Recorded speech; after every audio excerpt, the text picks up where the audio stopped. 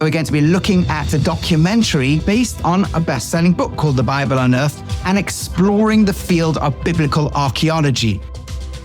Hi, everybody, and welcome back to another episode of Rabbi Reacts in our mini-series on archaeology and the Bible, and in the mini-series inside that mini-series about the Exodus. Now, if you haven't already done so, please remember to like, subscribe, and click on the notification button so that you get notified when more of these sorts of videos get made. We've been following a documentary called The Bible Unearthed that's been arguing that the evidence is the Exodus isn't true. And I've been pointing out point by point how actually many of these claims are very controversial on their part and denied by enormous parts of the archaeological community. And in fact, there's very strong evidence for at least the bits that we can confirm archaeologically. Remember, archaeology is not a miracle science. It can't dig up for us things that we don't have. We don't have surviving paper. Many towns that we dig up don't have a name saying this town is called X or these people lived here. So we have to establish from the clues that we have what coheres well with the details of the story. And we've discussed all sorts of things. If you haven't yet seen previous episodes, you can look at episodes where we discuss the town of Ramses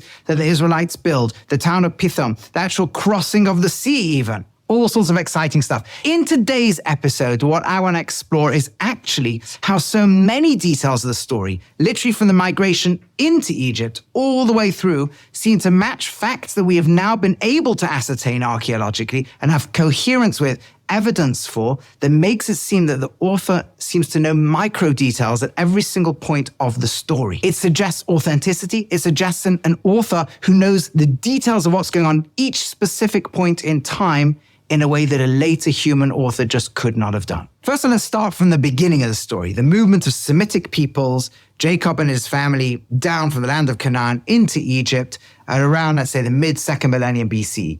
So we have archaeological evidence that that was exactly what was happening, that Semites were migrating pretty steadily through those sorts of centuries. And by the way, not much later in history. There's a tomb of Amenhotep where you have a picture on the wall of Semitic people coming down. That's in the 19th century BCE. So that's at the time of Abraham. And then you have similar things all the way down as late as the 13th century BCE. So exactly in the time when the biblical text, when the Torah depicts migrations into Egypt, is exactly the time when we know historically was happening. By the way, later in the biblical and the Torah text, when people have famines in Canaan, they don't necessarily go down to Egypt. So that exactly maps the fact that migrations then stopped happening archaeologically as well. Then the question of them becoming slaves, these Semitic people being enslaved around, let's say, the 15th or 14th century BCE and be given hard labor, bricks, all the various things the Torah describes. Let me just read it inside. So at the very beginning of the book of Exodus, chapter 1, verse 13, it's Vayavidu Mitzrayim et Bnei Yisrael b'farach. The Egyptians, they enslaved them. They enslaved the Israelites with hard work. Vayemoru es chayehem. They made their lives bitter. Ba'avoda kosher, with hard slavery. B'choma uvilvenim, right, with this brickwork and mortar. V'chol avoda basada, and also all the work in the fields. That's what it says they did. So do we have evidence around that period of time that the Egyptians were enslaving people with brickwork and mortar work and also field work? Well, let's take a look. It turns out that in the 15th century BCE, at exactly that time, in a tomb of a local mayor has been found an engraving that shows the enslaving of Semitic peoples who are forced to make bricks and mortar and build structures with them, exactly fitting in with the biblical description. You also have another papyrus, actually one of those very rare surviving papers from that time. And like I said to you, there's almost none, but one of the ones that survived, actually I'm going to quote from it, says, the Apiru, which is very similar to the Hebrew word Hebrews, right? It's debate if they are necessarily the Hebrews, maybe not, but it could certainly be, are dragging stones to the great pylon for construction of a palace. In other words, definitely a slave people of Semites, possibly an explicit reference to the Hebrews who are dragging these stones exactly as the Torah describes. Then we have, as we mentioned earlier, the city of Ramses, the actual store city that's described in the Torah. Now that there's no debate about, but where it is was only around from the early 13th century. It was finished by the year 1075. It was no longer occupied. So how would any later author than that know about this place? It had been long abandoned for centuries. So again and again and again, the story fits in precisely with exactly the time it's written in. And then you've got the store city of Ramses, which everybody now agrees pretty much is the place Kantir. And the incredible thing about that place is we now know archaeologically, after the year 1075 BCE, it was abandoned. Like many rivers in the area, it dried up and the water supply nearby had gone, and all the artifacts had moved elsewhere. And that city that the Israelites built was completely abandoned. Now, the minimalists are saying, oh, the Bible's being written in the 7th or 6th or 5th centuries BCE, hundreds of years later, by authors looking round at their time and projecting backwards. That city, Ramses, did not exist in the time they claim the text is written. It had not existed for centuries at the time they claim it's written. This is clear evidence that it's being written right at the time it claims to be written. And there's many other arguments like this. If you're interested, you can read one of Hofmeier's books or his lectures online. You can read Kenneth Kitchen's on the reliability of the Old Testament.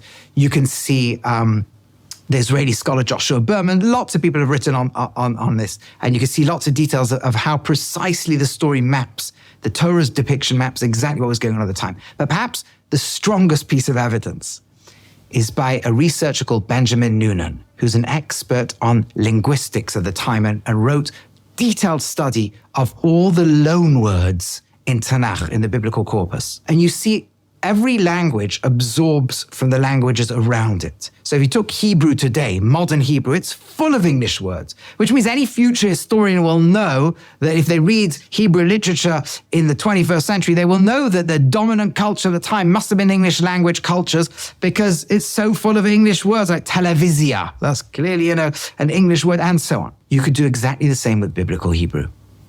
You can look at exactly which words have come in from nearby cultures and times and know exactly when that text is written. So, for example, in all the biblical books that are written post-exilic, right, books like the book of Esther or the book of Daniel, Ezra, and Nehemiah, these books clearly are full of Persian words as well as the explicit Aramaic in them because the Hebrew had been affected by being involved in those cultures.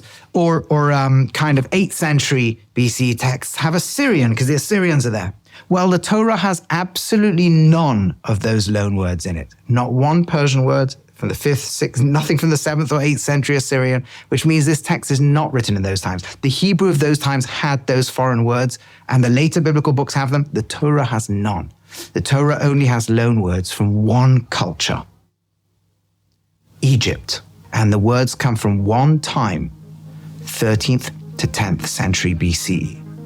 You cannot have stronger evidence the Torah is being written by a people who had strong contact with Egypt at that time. The Hebrew is 13th to 10th century BCE from a people who've clearly been very involved with Egypt. So I put it to you that the evidence of the detailed knowledge of the story, the text of the story is clearly contemporaneous. It's clearly Hebrews who had come out of Egypt, and the story they're writing fits the details so accurately that what the archaeologists should be saying is we actually have shockingly enormous evidence fitting the story precisely, such that this has to, at the very least, be an incredibly detailed historic memory, and more than a memory, written by people at that time. Well, I hope you've been enjoying our episodes tracking the discussion and debate about the Exodus. In the next episode, we're going to go to another part of the documentary and look at the book of Deuteronomy, where these authors believe that they know who the author of, if not the whole Torah, at least the book of Deuteronomy, might be. This is a very important point in terms of our investigation. There's only one major problem with this. The word Jerusalem does not appear once in the book of Deuteronomy. Hi everyone, thanks so much for watching. If you enjoyed what you saw, please click on the like and subscribe and hit the notification button below. Thanks so much.